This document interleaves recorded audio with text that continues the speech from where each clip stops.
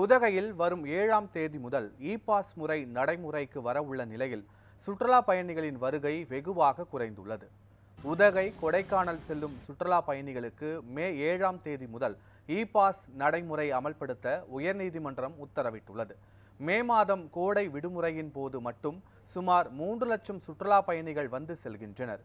இதனால் உதகையில் 1 கிலோமீட்டர் தூரத்தை கடக்க 1 மணி நேரம் செலவழிக்க வேண்டிய சூழல் ஏற்பட்டுள்ளது. இதனை கருத்தில் கொண்டு உயர்நீதிமன்றம் அளித்துள்ள தீர்ப்பானது உள்ளூர் மக்களின் வரவேற்பை பெற்றுள்ளது. இந்நிலையில் இ-பாஸ் முறை காரணமாக உதகையில் கடந்த சில நாட்களாக சுற்றுலா பயணிகளின் வருகை குறைந்து வருகிறது. இதனால் தாங்கள் பாதிக்கப்படுவதாக உதகையில் இருக்கும் வியாபாரிகள் தெரிவித்துள்ளனர். இப்போ இந்த 10 நாளாவே பார்த்தீங்கன்னாக்கா கூட்டம் ரொம்ப கம்மியாக இருக்குங்க.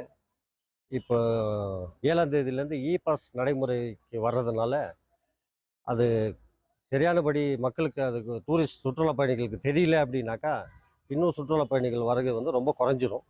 அது சுற்றுலா பயணிகளுக்கு எப்படி வர்றது என்னன்றது கரெக்டாக விளக்குனா தான் கூட்டம் வருங்க. ஒரு இடத்துல நிற்கிறாங்க அப்படின்னு சொன்னால் அவங்கள நிர்வாகம் தான் அவங்கள நீங்கள் கவனிக்கணும். அவங்களுக்கான தேவையான ஏற்பாடுகளை நிர்வாகம் கண்டிப்பாக ஏதாவது நீங்கள் பண்ணி கொடுத்தா தான் இந்த சுற்றுலா தலங்கள் வருங்காலங்களில் வருங்காலங்களில் நல்ல பிரசித்திப்பட்ட இதோட நல்ல ஒரு எலிஜிபிலிட்டியான ஒரு சுற்றுலா தலமாக மாறுறதுக்கு ஒரு வாய்ப்பை ஏற்படுத்தி கொடுக்கணும். நீங்க நல்ல மழைலாம் நேத்திக்கலாம் நாங்கள் வரும்போது ரொம்ப மழை, ரொம்ப நாள் கழிச்சு நாங்கள் மழையை பார்க்குறோம்.